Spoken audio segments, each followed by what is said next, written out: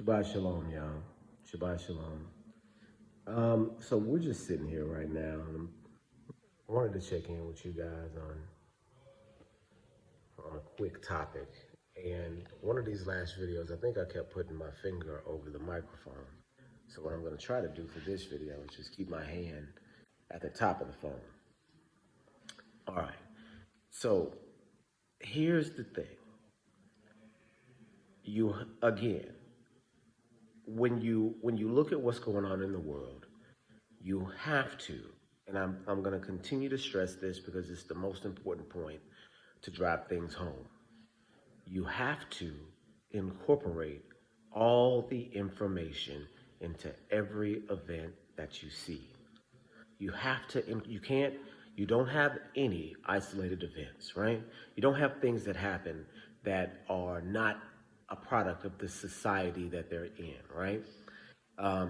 So if you see, in a poor neighborhood that the grocery store continues to get burglarized, you can tell that because of the conditions in the neighborhood, the grocery store has been, burglarized, and because people need food or people need money, they're going into the grocery store to get things out. That's a one for one, 1 + 1 = 2 type of deal.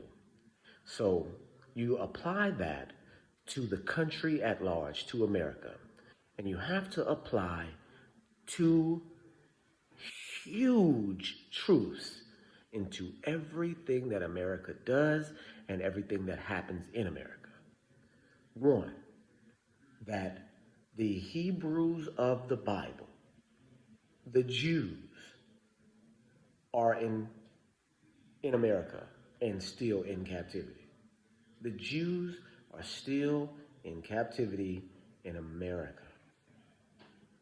I'm talking about Black Americans, the Jews of the Bible, in captivity as they were in the Bible. In America right now today, you cannot not incorporate that into anything that goes on in America. Number one. Number two, that follows right along after it, America is controlled by a satanic cult. And exactly whatever you believe a satanic cult to be, all the bad stuff that you've heard about them, that they sacrifice people, that they do all these different things, it's true. And you must also incorporate that truth into everything that you see, everything that America does. You can't give America the benefit of the doubt. It can't happen. When you hear in the book of Revelation about a final kingdom beast society that will be wearing out the saints, what in the world do you have? And I mean, you have to understand who the saints are. Saints are the children of Israel. You can go to, Psalms chapter 149, 154, somewhere around in there, last verse of the psalm. And it says that the saints are the children of Israel, a nation that is close to him, I believe it says. So we know that we verify the Bible with the Bible. So in the New Testament, when the scripture says saints, we know that it actually says the saints that it's talking about, the Hadashim in the book of Psalms. So these saints are the children of Israel. I'm not talking about the Catholic saint pantheon where they've got Saint Matthew, Saint Michael, and all of these different saints. Not talking about that. That's not what I'm talking about. I'm talking about the saints as described by the Bible, the children of Israel, right? So when it says in the end of the world that the saints will be worn out by a beast kingdom, it says that in two books, in the book of Revelation and in the book of Daniel, right? Daniel chapter 7, believe Revelation, all through Revelation, the whole thing, right? Except when you get to the end. So the saints being worn out, right, by this beast kingdom at the end of the world, Now you input those two truths that we can prove that the black people in America are the Israelites of the Bible and that the government of America is actually a satanic cult. And then you apply the rest of the world to that, and you can see what you end up with. You can see why there's 4 college students that get slaughtered in cold blood with a Rambo knife, and nobody get arrested for it. It's almost a week later. You can see why you have shootings in schools and in malls and different places where you got kids going in places and killing 10, 15, 20 people at a time. No motive, no reason behind the killing. And these are happening what? How frequently now? Once a month? Twice a month? Once a week? You can see why the black community has become a war zone with gangs and drugs and violence, gangs being imported into the community from other communities, drugs being imported into the community from other communities, guns being imported into the community from other communities. Because we're not no gang culture. We're not a gang culture. No matter what people would have you believe, we are not a gang culture. No matter what they would have you believe, we're not a violent culture, a gun culture. We export those things into our community. And then somehow we do them so well that people believe that this is who we are. But no, it's no mistake that the black community today is a war zone. It's what America's done. You've got black communities all over the world, poorer and in worse shape than the communities in America, and you don't have the violence, the level of violence. You don't have the disdain for your brother in these other communities. This is psychological, and it comes from what America is doing. The way that it works is psychological.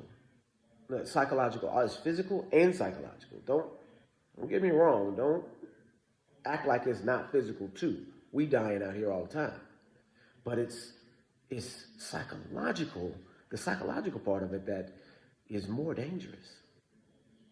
Because you've got people that are out here in Babylon, in society, voting for their master. As if the voting system can be trusted and the representative that they have trotted up in front of you is actually your representative. You've got to believe both of those things. That you trust America enough to not rig an election, and that whatever candidates are in front of you have your best interests at heart. You shouldn't believe either of those two things. So, you see, and you felt both of these major truths, that America is run by the devil, and that Yah's chosen people are there and his victims right now. You feel that. You see it.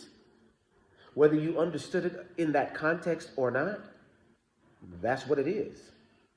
Now that you do understand it in that context, now that the information is out there, thanks to quote unquote Kyrie and Kanye, when people have been screaming this for the last 100 years actually, but now Kyrie and Kanye come out and say it, and now people pay attention. But since you know now, what are you going to do about it? You recognize that you're a Jew. You recognize you live in the devil's society. What are you going to do about it? What options do you have? Right? Do you have to stay in a society that is designed to kill you? You don't. Do you have to participate in a society that doesn't have your best interests at heart? No, you don't. Do you have to be held under the yoke of bondage in America? No, you don't.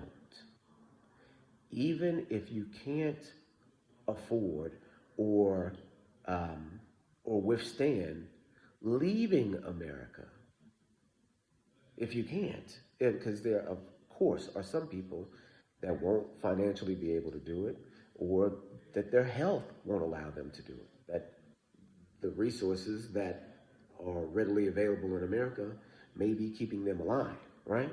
We know that that could be the case in some situations. Even them who are stuck,